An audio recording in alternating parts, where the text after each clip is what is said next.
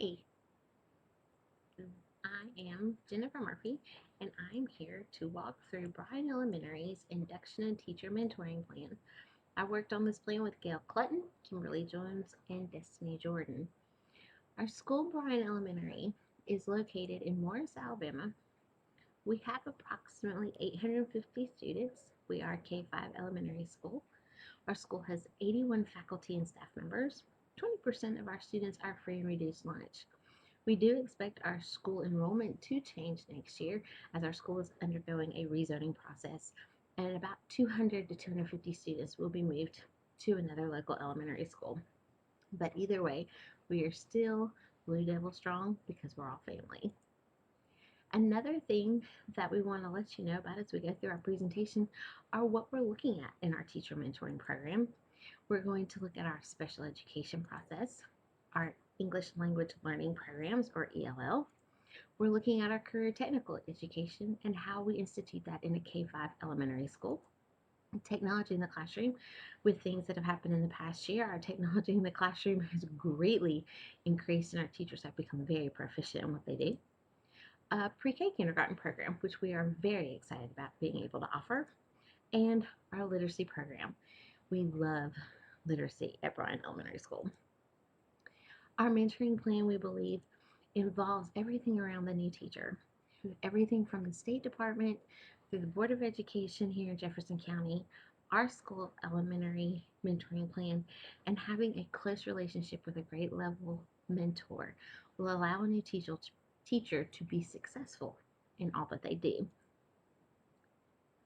At our school, with our teacher mentoring program, we believe that we need to walk them through county training and answer any questions as they have them, and not to let them compile, not to let them get overwhelmed. We also want to walk them through trainings at school. What is the school like? What does it look like? What do we expect from you at school? And then we also want to have grade level training. Every grade level has different things that they do that makes them successful and unique.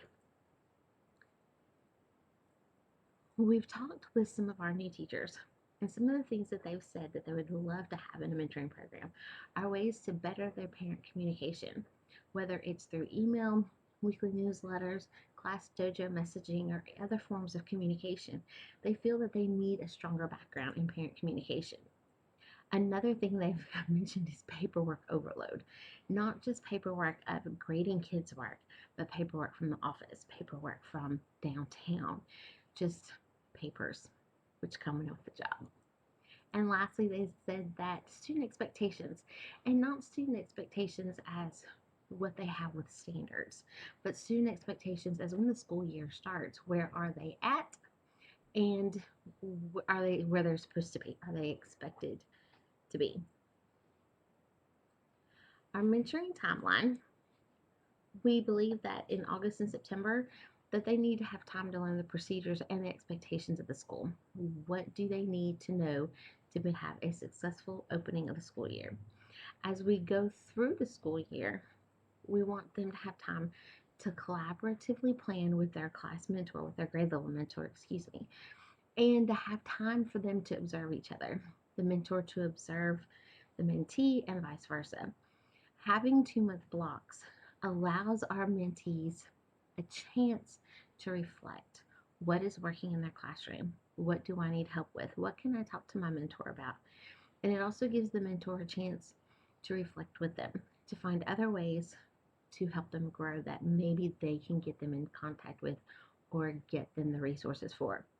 As we move through the year, December and January is typically a time where the referral process is in full swing, and we want to get them better and deeper involved in the small group processes. February, March, collaborative planning again and getting prepared for standardized testing. All grades 2 through 5 at Bryan Elementary School will take part in the ACAP process. And so having teachers prepared for that, even if they are a kindergarten and first grade teacher, they need to know what to look for. And then as we end up the year, a lot of reflection and pre-planning for the next year. What can we do better? What worked? And how can we just make the overall teaching experience great so that teachers do not want to walk away from their contract after the first year, which is one of our ethics that we talk about. is not walking away. Stick it out, find what works. What is it that we can change and make better so that no one wants to walk away from their contract? As we go through, we have special education. We have a 3-tier process at Bryan Elementary. We have the referral system, which starts with PST, which is small group instructions. We have interventionists who come in and help. We also provide classroom accommodations, and we also want to teach our mentees to teachers the difference between an accommodation and modifications, that they are responsible in the referral process for accommodations. How can we swap delivery so that it best benefits our students? And then lastly, we want to strive to stress to them the importance of the Alabama Educator Code of Ethics, that a lot of these ethics are multifaceted and fall under everything we do as education. And in special education, it is a lot deeper because it is very personal and individualized to the student. As we have students with special needs, we also have students who are English language learners. And our English language learners get help through district support. Our district ELL people provide amazing accommodations and modifications to help those English language learners be successful in our school, which also we want to make sure that they know that you have to have that level of trust and that you have to have that confidentiality with those families and with those students. This career technical education seems a little difficult for K-5 students because they're just getting started in their education. And to think about a career as a fifth grader could be a little difficult. But we want to give them every opportunity to start thinking about what they enjoy and have multiple opportunities to experience things. And STEAM classes is one of those.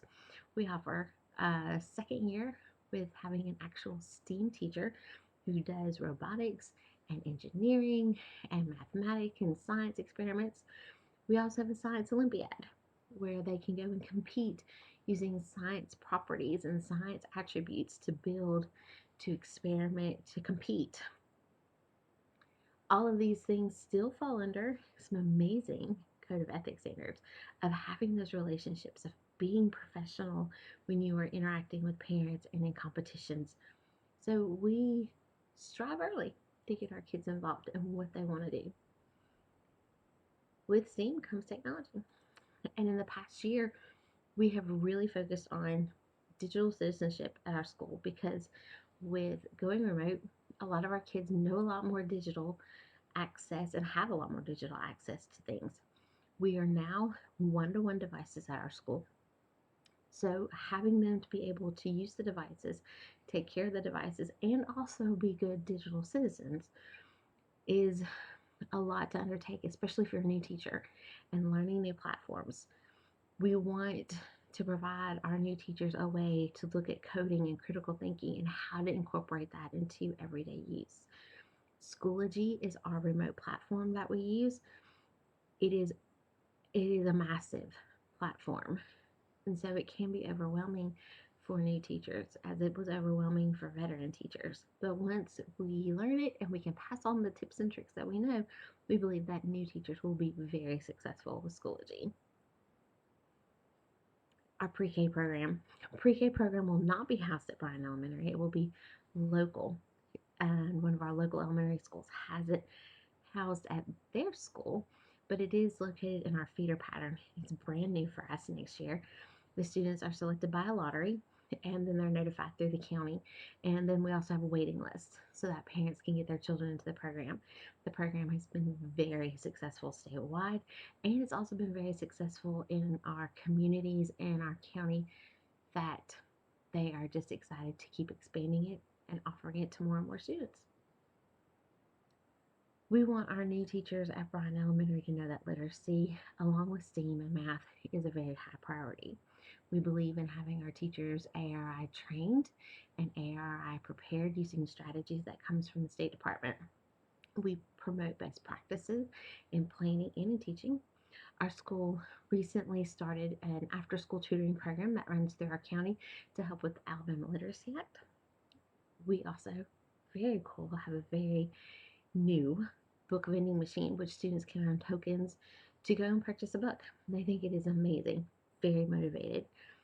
We also use two technology platforms called iReady and Edmentum, which place students on a learning path, and they can go in and have games and educational mini lessons, and it bridges the gap of where they may have missing pieces that a teacher can't go all the way back and fill. And lastly, we use Accelerated Reader. Our students are motivated to read, take those tests, earn those points, and they love a good competition. So, in closing, we know that new teachers have a lot that they think they need to learn and accomplish and get done in the first year, and we don't want them to feel alone. We don't want them to walk away from contracts. We want them to be able to feel successful. None of us learned everything in our first year of teaching, and we want to be there to support them and to help them through it all.